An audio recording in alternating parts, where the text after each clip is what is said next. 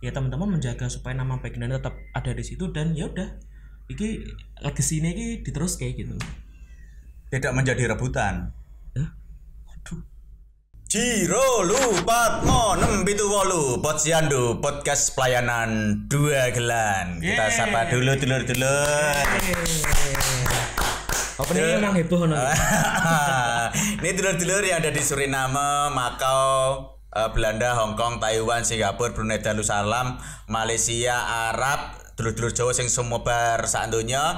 Kita akan mendapatkan informasi terbaru tentu saja berkaitan dengan Dan Didi Kempot. Ini apabila panjenengan semuanya ingat dulur-dulur, ketika saya ngobrol dengan Mas Didit Lare Jawi, beliau pernah mengatakan bahwasanya naiknya Dan Didi Kempot di tahun ini itu diawali dari perjalanan atau konser beliau ketika di Balai Kambang. Dan beliau sempat bercerita bahwasanya di Balai Kambang itu banyak sekali anak-anak muda yang luar biasa, kaum milenial, cah-cah kampus yang sangat mengeluh-elukan Didi Kempot waktu itu. Dan di samping sebelah kanan saya ada seseorang yang mandegani atau yang menjadi ujung tombak waktu itu. Ada Brian Barcelona. Brian Barcelona. Pripun sama? Jeneng mape tenan. Rapat tapi Mas aku Barcelona. Lah kok iso rapat? Orang maksudnya kan orang tuh ketika mendengar Barcelona kan bayangannya bule, wong Spanyol. Katanya aku luwih mirip wong Kenya. Orang memang aslinya jenenge Brian Barcelona. Benar emang Barcelona. Kok iso sejari sithik wae? Jadi sebetulnya bapakku tuh dulu suka sama klub Barcelona, terus waktu itu pening 92 tuh Olimpiade Barcelona, RM bikin Barcelona. Tahun itu adalah tahun sebuah Barcelona intinya. Untungnya itu pembukaan Olimpiade di Barcelona. Coba neng Pasuruan katanya jenengku Brian Pasuruan. Nah, neng untungnya bapakmu juga penggemar Barcelona, ora penggemar Persatuan Sepak Bola Tanjung Anom. Dadi ini apa? Brian Persetan. Terus iki, kali ini ceritanya Mas Didit mau. Apa bener ngono kuwi? Mungkin kalau untuk merambah pasar anak muda mungkin bener Mas. Karena kan sebetulnya kan Dani itu kan sudah punya basis pendengar yang cukup solid di dulu namanya Kempoter sih. Sebetulnya menurutku apa yang kemudian terjadi setelah Balai Kambang itu menambah spektrum pendengarnya Mas Didi gitu loh. Karena dulu mungkin terkhusus cuman ada orang-orang tertentu aja, terus sekarang cah enom sing ora isin untuk mendengarkan lagi lagu-lagunya Mas Didi yang dulu mungkin cuma didengar waktu kecil atau mungkin waktu remaja. Sekarang tuh udah berani untuk menunjukkan identitasnya. Mungkin triggernya itu ya dari konser Balai Kambang itu untuk anak muda. Untuk anak muda. Ya. Tapi untuk Brian Barcelona sendiri ya? Kayaknya tuh hampir mungkin anak-anak seusia saya yang di Solo kayaknya nggak mungkin kalau tidak mengenal Mas Didi Kempot waktu kecil sih Mas. Maksudnya kan karena kan besar di Solo tuh sudah pasti banyak kegiatan yang bersinggungan dengan kegiatan mendengarkan lagunya Dane gitu. Kayak misal kerja bakti yo mesti orang ke lagu Dane, terus kayak misalnya kumpul-kumpul di kampung lagu Dane, bahkan ketika udah remaja ngapunten misal ada mabuk-mabuk yo sambil dengerin gitaran lagu Dane. Jadi kayaknya hampir sebagian besar anak remaja di Solo pasti melewati masa kecil dan masa remaja dengan lagunya Dane sih menurut. Terus iki Mas Brian Barcelona iki mau ngomong mengenai Balai Kambang. Ya. Aku bener mbok ora ngomongi. Sampean juga salah satu sing mandegani atau mempelopori. Bisa diceritakan gue? Sebetulnya itu tuh kolektif, maksudnya inisiatif bersama gitu loh. Jadi sebetulnya enggak, kalau disebut aku inisiator ya enggak juga, wong yang itu hari itu yang datang juga banyak toh kan. Maksudnya kita tuh kebetulan memang dari dulu tuh pengen nonton Mas Didi Kempot, tapi kesempatannya jarang Mas. Karena menurutku Mas Didi Kempot itu salah satu artis yang kesempatan untuk nonton di panggung terbukanya dulu enggak begitu banyak. Iya kan, maksudnya di hajatan pembukaan bazar, terus acara kampung banyak, cuman yang iki loh acara terbuka nonton itu jarang. Nah akhirnya setelah waktu Mbak Dan di Balai Kambang itu kan kebetulan kita punya satu perkumpulan namanya di RBI, Rumah Blogger Indonesia. Di situ ada beberapa orang yang kebetulan dari luar kota sudah merantau, terus pulang, sebelum pulang tuh pengen ngopo ya bareng-bareng gitu loh. Jadi di base camp Lalai itu kalau nggak salah hari Minggu ya, Sabtunya tuh sesuk ano acara di Kempot ki, yus bareng-bareng. Jadi akhirnya hari Sabtu udah berencana, Minggu ngumpul di base camp, berangkat bareng, pas hari H Minggu itu ya udah isinya anak-anak dari RBI itu. Gitu. Tapi memang KB kuwi memang istilahnya menyukai, Ya. seneng apa penggemar dari dulu apa elu-elu? Mungkin kombinasi dari semua itu ya. Cuman kayaknya yang paling banyak sih kayaknya memang karena kita udah ngefans dari dulu gitu loh. Karena ya itu tadi Mas, kita tuh ngefans cuman nggak pernah terfasilitasi untuk nonton di panggung yang kayak pensiun gitu loh Mas. Kayak misalnya seneng Silent Seven, kan nonton di pensi ada, nonton di acara kampus ada. Kalau di Kempot tuh jarang gitu loh Mas. Kayaknya sebelum Balai Kambang itu seumur hidupku aku seneng Mas Didi itu kayaknya baru 2 kali tok. Itu di acara dulu salah satu event di Mangkunegaran itu 2017, sama satu lagi ngisi acara pitulasan di kampungku karena Mas Didit kebetulan tangga desaku. Iya. Jadi 17-an tuh ngundang di Kempot waktu itu.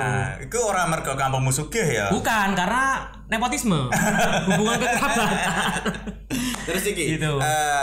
Bisa dilemparkan. Iya. Jauh sebelum Balai Kambang enek sejarah, enek cerita apa, Rak? Kalau aku kira mungkin itu tadi karena sebagian besar dari anak-anak yang datang ke Balai Kambang itu memang udah suka di Kempot duluan. Nah, wabil khusus saya sebelum Balai Kambang itu kebetulan di sosmed itu apa ya? Kayak aku seneng dolan sosmed loh Mas.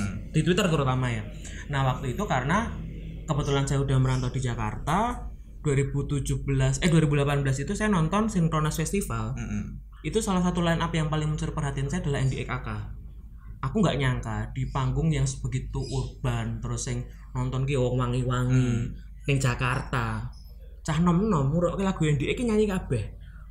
Terus aku mikir pada waktu itu berarti dengan logika yang sama basis penggemar di sini kalau disuguhi lagunya Didi Kempot udah pasti nyanyi semua Mas. Wong ND kan anak-anak muda ya dan memang lagi hype waktu naik. Cuman maksudku jauh sebelum mereka mendengar NDX pasti mereka semua tahu lagunya Didi Kempot gitu loh. Akhirnya 2019 itu saya bikin iseng-isengan sama teman-teman bikin gerakan namanya Didi Kempot for Synchronize Festival 2019 dan dilalah waktu itu masuk trending. Jadi aku di situ bisa kayak metanin loh, ternyata pendengar Didi Kempot itu yang di generasiku sudah mulai banyak dan brand untuk menunjukkan identitasnya Mas. Karena dulu itu ada anggapan bahwa mendengarkan lagunya Didi Kempot tuh kayak sentimen desa. Terus konsumsi masyarakat bukan masyarakat urban lah. Cah nom-nom rock ngono itu mesti apa tau kayak wong desa rock ngono kuwi. Sekarang udah enggak malu lagi untuk menunjukkan identitas itu. Memang di kampus kami itu juga pernah dijuluki bahwasanya pernah dalam suatu acara membawakan lagu Didi Kempot. Banyak yang zamanku kan mengenai Twitter. Ya, belum ada sosial media. Ya kerja lagi, bagi Didi Kempot lagu kampus kiwi. Nah, terus rasanya memang madeg gitu loh. Tapi apalagi di eranya Brian Barcelona. Iya. Dan kebetulan aku nilai teman-teman RBI dan teman-teman yang main di Twitter itu adalah orang yang memang suka sama Didi Kempot dari dulu dan lumayan pinter mainan medsos gitu loh Mas. Jadi untuk bikin trending, bikin jadi sesuatu yang diomongin orang banyak tuh gampang. Nah, pas Synchronize itu juga seperti itu. Terus mundur lagi sebelumnya 2013 itu aku sama beberapa teman di Twitter, ada Adi Mas Immanuel, Nico dan sama Erwin itu bikin namanya Dadi Kempot. Dadi Kempot itu akun parodinya Mas Didi. Jadi kan Mas Didi itu kan kalau di internet tuh suka ada meme loh Mas, kayak video klipnya Dane misal neng di terus tapi kan ono lirik karaokean gitu loh Mas. Jadi kalau kangen-kangenku mung karo kowe tapi screenshotan saka video klip endi ngono lho. Jadi Dadi Kempot itu adalah akun yang didedikasikan untuk kita tuh nge-share screenshot video klip Dane gitu loh. Nah, waktu itu tahun 2013. Awalnya namanya Didi Kempot Mania.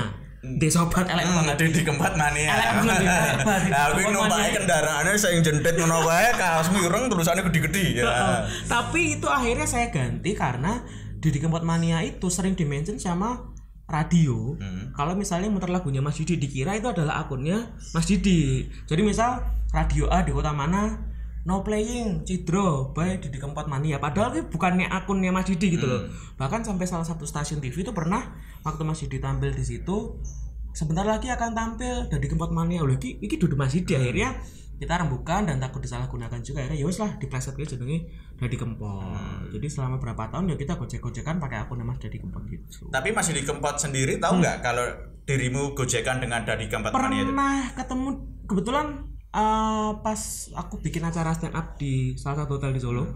Mas Didi juga sering nginep di situ kan kalau nggak salah. Nah kebetulan pas tampil itu beberapa adminnya yang Dadi Kempot itu ketemu terus cerita, Mas kalau kagengan apa akun fanbase teng Twitter. Yang penting ora Allah. Mas Didi waktu itu bilang gitu. Jadi ya gojek-gojekan aja, dan beliau waktu itu tahu bahwa di Twitter tuh ada akun yang memang didedikasikan untuk bikin parodi-parodi screenshot video klipnya dia.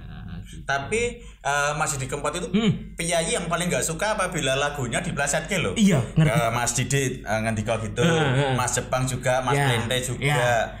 Tapi waktu itu konteksnya bukan meleset ke lirik Mas, tapi apa parodi ini loh. Alah nek misalnya jenengan video klipnya Mas Didi itu kan suka di mana di alam, terus ono cah wedok joget terus dane ngene terus suaranya, terus liriknya kan pengennya akeh duitnya pas-pasan. Jadi itu di screenshot terus nyoh kanggo yangmu. Nah ngono lho Mas. Jadi cuplikan screenshot itu parodi itu sebetulnya. Mungkin beliau juga nggak marah karena ini juga wujud kecintaan Cak Nom dengan beliau. Betul. Dan kebetulan mungkin karena aku ngerasa bahwa ada gap yang cukup kentara antara penggemar Mas Didi yang generasi di atasku dengan generasiku gitu loh. Karena aku ngerasa aku ki melu grup Facebook Didi Kempot official lover sama apa nih Facebook ngono iki suwe banget. Terus aku pengen srawung lho, pengen apa tau kegiatannya iki. Pernah itu waktu itu di Tugu sing meriam nih dari lho pengadilan gitu. Nah isine wong di atasku semua. Sepuh. Ya. Jadi aku mau bergumul nih kok pakai gitu loh, karena mungkin tidak satu frekuensi kan. Jadi akhirnya ya mantau tok di Facebook. Nah, makanya kemudian ketika ada di Kempot, kemudian ada Sobat Ambiar, itu aku merasa bahwa ini tempat dan momentum yang pas untuk anak muda itu akhirnya punya satu tempat yang bisa menjadi asosiasi dia sebagai penggemar Didi Kempot dan tidak malu intinya itu. Nah, terus ngomong mengenai Sobat Ambiar, yang sekarang kan sangat melekat sekali. Iya. Kangge panjenengane Mas Didi Kempot. Iya, itu apa ya? Kebetulan sama Jargi Fajar itu juga saya juga kenal dekat karena sebetulnya dia awalnya dari komunitas stand up comedy juga sama-sama kayak saya. Nah kebetulan dia juga suka Didi Kempot juga. Nah pada malam dimana Balai Kambang itu meledak di Twitter, itu sebetulnya penamaan Sobat Ambiar itu sepenangkapku itu tidak pernah disepakati bahwa ayo dhewe nggawe jenenge fans Sobat sing Didi Kempot cah nom jenenge Sobat Ambiar. Tidak. Sobat Ambiar itu setauku awalnya adalah kalau misalnya kita merujuk kepada ajakan untuk ngajak temen mendatangi satu acara yang berbau kesedihan. Nonton ini bioskop biar filmnya Doraemon Stand By Me. Ayo Sobat Ambiar nonton Stand By Me, ayo tangisan bareng ning bioskop. Terus nonton Silent Seven alun-alun, ayo Sobat Ambiar kita menangisi lagu-lagu Silent Seven. Jadi sebetulnya awalnya sepenangkapanku itu Sobat Ambiar itu general, tidak spesifik ke satu term untuk menunjukkan bahwa ini generasi pendengar Didi Kempot yang baru. Tapi kan mau tidak mau sekarang sangat melekat sekali dengan Didi Kempot. Dan itu kayak insiden yang ya alhamdulillah gitu akhirnya bisa buat Dane juga jadi berkah, kemudian buat anak muda kita punya tempat untuk menjadi payung gitu loh Mas. Jadi kayak ketika anak muda disatukan dalam satu payung kan mesti senang tuh. Ono Sobat Ambiar, ono Sad Boy, ono Sad Girl, itu kan itu sebetulnya kan kita tidak pernah mau menggeser eksistensi Kempot terus, kita tidak mau ngerasa kia dhewe militan, enggak. Ya ini adalah cabangnya yang baru itu Mas, mungkin penamaan iki ngocah nom generasi pendengar baru yang mungkin dulu nggak dengerin Kuncung, mungkin dulu tidak mendengerin WCNU-nya waktu zaman Batara Group, tidak mendengarkan stasiun balapan waktu pertama kali rilis, cuman dia taunya ya Sukoteki, terus taunya yang Banyulangit. Tapi itu nggak masalah, itu kan untuk pembuka dia menuju karya Dani yang lain kan. Cuman ada generasi baru yang kayaknya butuh asosiasi gitu loh Mas. Jadi Sobat Ambiar, Sad Boy dan Sad itu udah tempat yang paling representatif untuk anak muda untuk menjadi fansnya Didi Kempot menurut. Tapi sekarang ini Sobat Ambyar sendiri apakah ada kepengurusan, sistem kepengurusan? Tapi kita lihat di media sosial itu kan ada Sobat Ambyar Jakarta dan lain-lain. Iya. Ini mungkin yang lebih capable untuk ngomong Fajar sih. Cuman setahu aku Sobat Ambyar adalah salah satu fanbase yang solid juga sih. Maksudnya di berbagai kota ada, dan kemudian yang di Solo itu kan pernah ada Munas Lorati itu, yang Dani pernah datang ke RBI itu. Itu untuk pengakuan Dani sebagai Godfather of Broken Hearted kan sebetulnya malam itu, dan sekalian pengakuan Sobat Ambyar sebagai fansnya Didi Kempot. Nah setelah dari situ akhirnya kan tawaran Dani untuk tampil di berbagai kota kan banyak tuh mas. Nah itu akhirnya lahir dengan sendirinya, main ke Pekalongan tiba-tiba ada set base Pekalongan, main ke Temanggung ada set base Temanggung, dan di kota-kota lain seperti itu. Jadi sebetulnya inisiatif untuk lahir itu kembali ke teman-teman di daerah tersebut. Cuman sebagaimana karena sudah ada payung namanya Set Boy dan Set Girl dan Sobat Ambyar, itu akhirnya ya kula nuwun lah karo yang di Solo gitu loh. Aku izin untuk bikin fanbase sebagai penggemar Dani di chapter ini. Oke, dulu ke grup karo Jarkio, kemudian dalam satu grup itu isinya ya admin-admin dari beberapa kota itu. Berarti memang bisa dikatakan terhubung dan ada komunikasi koordinasi iya, gitu ya. Tapi kalau tidak berjalan sendiri-sendiri. Iya, tapi lebih untuk menaungi satu payung sih mas. Tapi tidak ada pengurus pusat, bendahara setahu ya nggak ada. Jadi ya memang teman-teman kumpul karena satu satu interest yang sama terhadap Dani dan pengen tergabung sama Sobat Ambyar gitu. Terus ini begitu Dani tampil di Balai Kambang, ya. Boom, akhirnya disusul untuk Dani bersama Gofar. Ya. Gofar itu waktu itu di Twitter juga sebetulnya. Gofar tanya, mungkin kan akhirnya, nah ini yang aku suka adalah akhirnya aku bisa membuat ibu kota itu ngelirik daerah. Karena selama ini kan kita konsumsinya dari ibu kota, daerahnya mau nompo resesane tok. Dadi mau nompo inti sebagian kecil dari apa yang sudah dikonsumsi ibu kota gitu. Saya gentenan wong ibu kota ngelirik apa yang terjadi di daerah. Dan akhirnya ketika isunya sampai ke Gofar tanya ada yang punya kontaknya manajemen, tak DM Gofar. Terus karena kebetulan aku di Jakarta, aku sama temen namanya Niko yang anak dari Kempot itu ketemu ke Lawless, ke tokonya Gofar kan. Ngobrol gimana kira-kira bikin acara di Solo gimana. Kemudian aku sama Niko tektokan sama anak-anak FPI. Jadi sebetulnya itu momentumnya kayak apa ya mas ya, kayak saling berurutan loh mas. Setelah Synchronize, terus Balai Kambang, Gofar, Munas Lorati ning RBI. Jadi kayak memang kita dalane memang Dani pada tahun itu memang harus meledos gitu. Sampai boom gitu. Sampai saya kan juga melihat beberapa kali di istilahnya nderekke Dani. Itu memang diminta Dani atau bagaimana? Aku tuh dari dulu termasuk orang yang pengen jaga jarak sebetulnya. Karena aku ingin menjaga batasan antara sebelum ada Covid pun udah jaga jarak ya. Jadi memang gitu maksud tuh kadang kan ketika orang itu sudah lebih dari sekedar fans tuh ada hasrat untuk ngasih masukan, terus hasrat untuk ngandani. Aku tuh nggak mau, aku tuh ingin menjaga jarak.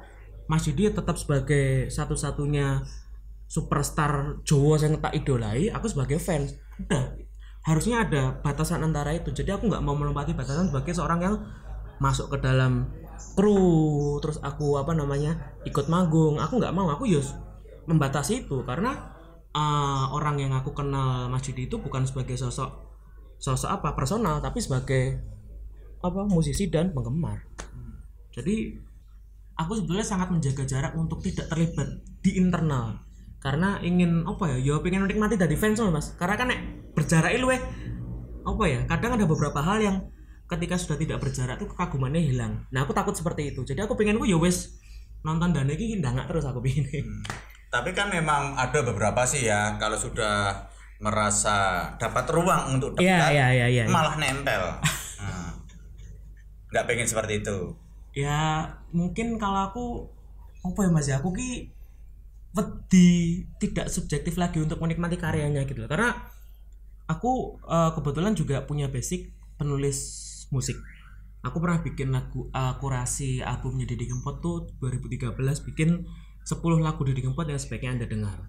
Nah, berkali-kali ada kesempatan untuk ketemu Mas Didi, aku tidak pernah berani untuk wawancara. Dredeg aku Mas.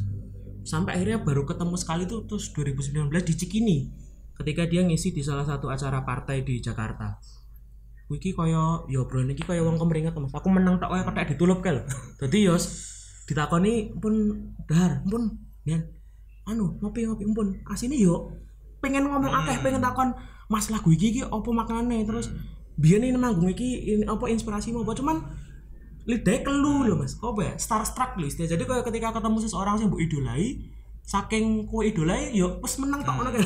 Jadi akhirnya itu, dan aku ingin berada di situ terus. Aku tidak ingin menjadi bagian dari apa ya, lingkungan terdekat dan aku tetap ingin berjarak karena aku ingin tetap menjadi fans. 10 lagu itu masih ingat nggak Mas Brian? Masih ingat.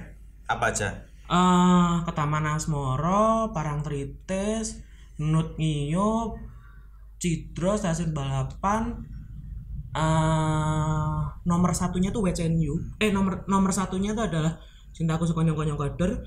Kedua adalah WCNU, ketiga tuh kalau enggak salah Ketaman Asmoro. Jadi ketiga adalah Kalung Emas. Karena menurutku secara personal aku seneng banget karo Sekonyong-konyong Kader karo Kalung Emas.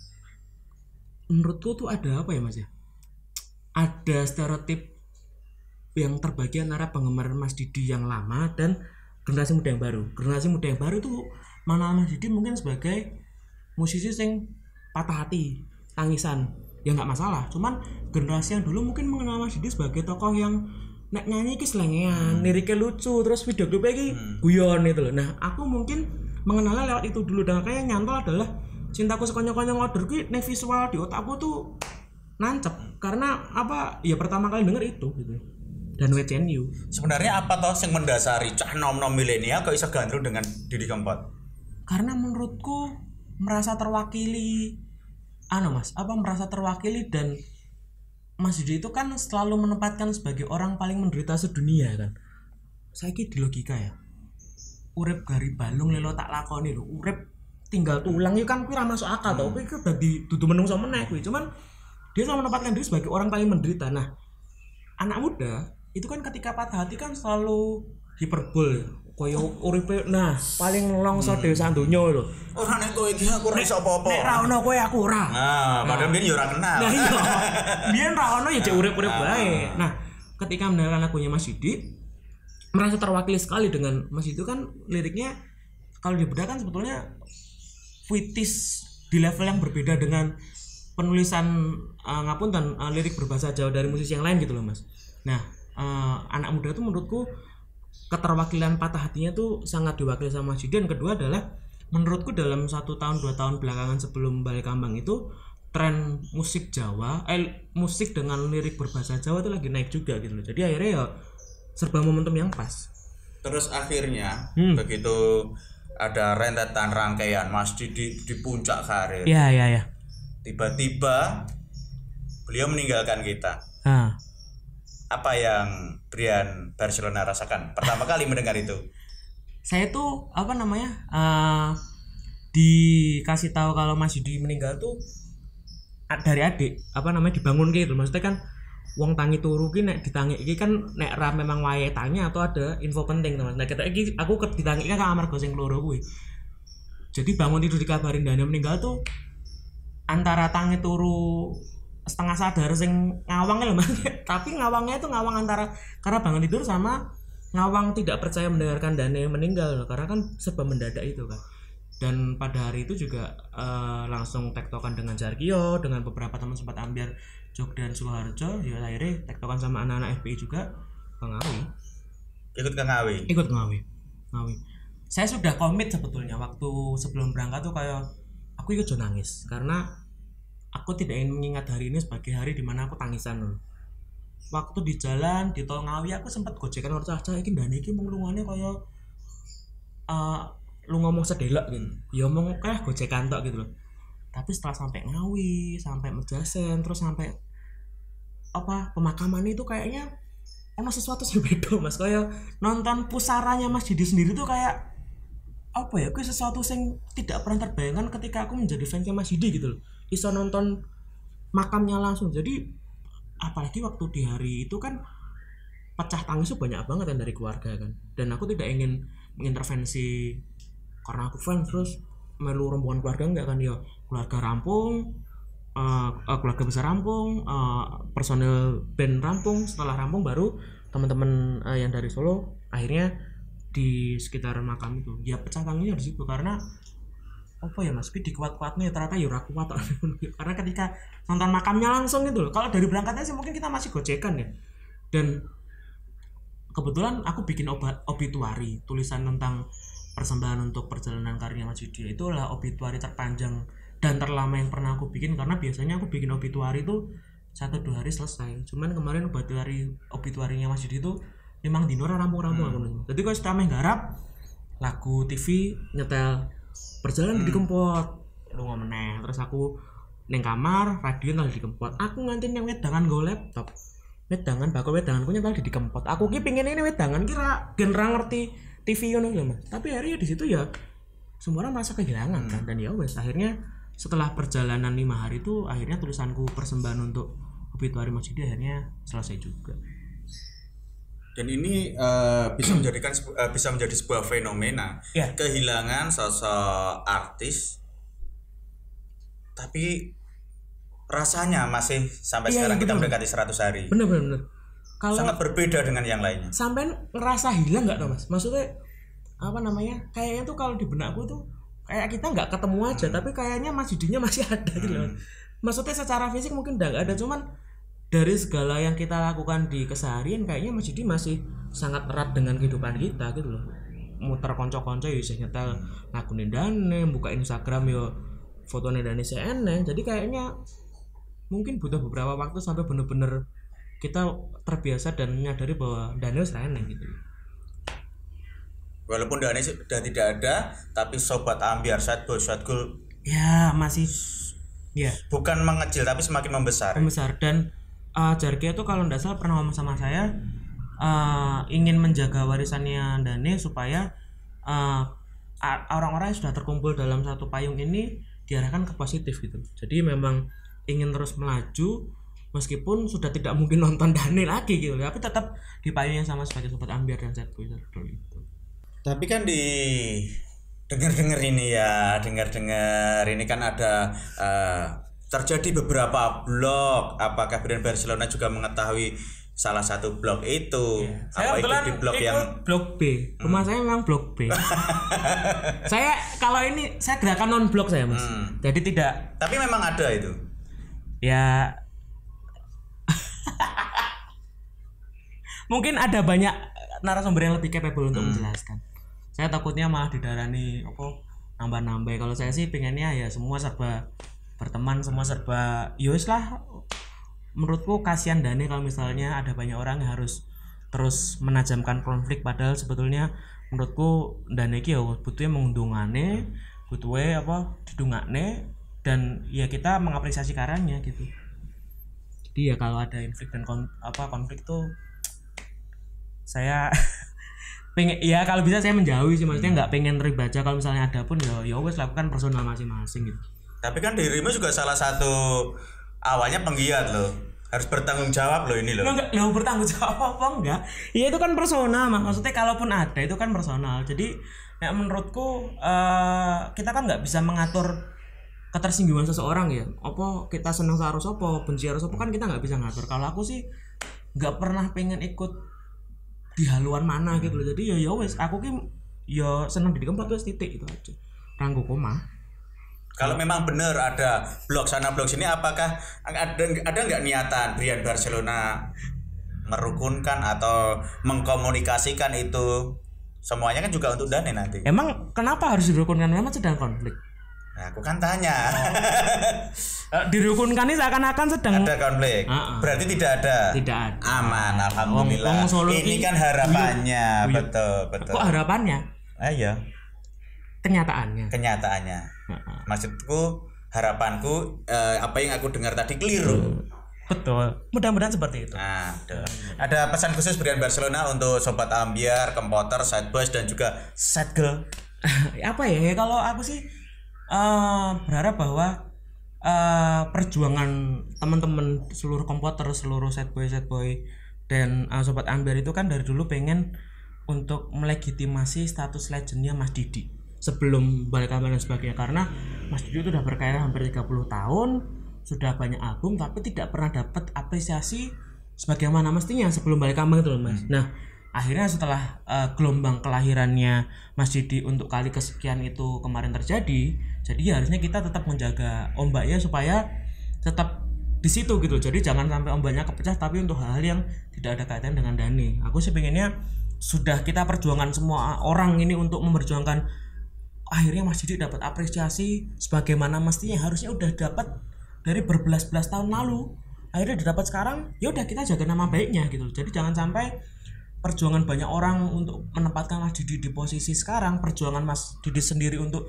berada di posisi sekarang ini akhirnya menjadi kabur karena ada banyak hal-hal yang tidak berkaitan sama Dani gitu. Aku pengennya ya teman-teman menjaga supaya nama baik Dani tetap ada di situ, dan ya udah iki legacy ini diterus kayak gitu. Tidak menjadi rebutan. Aduh.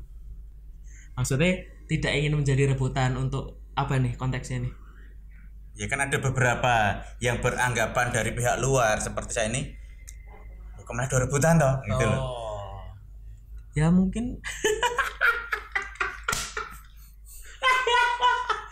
ya mungkin ini sih apa namanya, ya mungkin tidak rebutan juga, cuman ya balik lagi itu personal Mas. Kalau aku kan makanya ingin terlibat tuh karena aku fans, aku tidak terlibat. Tapi kamu juga salah satu orang yang bertanggung jawab. Oke, terima kasih dulur-dulur. Saya jadi merasakan apa yang dialami Mas Didit ketika duduk di sini, Mas Plende duduk di sini. Jadi memang ada tekanan untuk mengeluarkan statement yang bisa jadi thumbnail ini ya.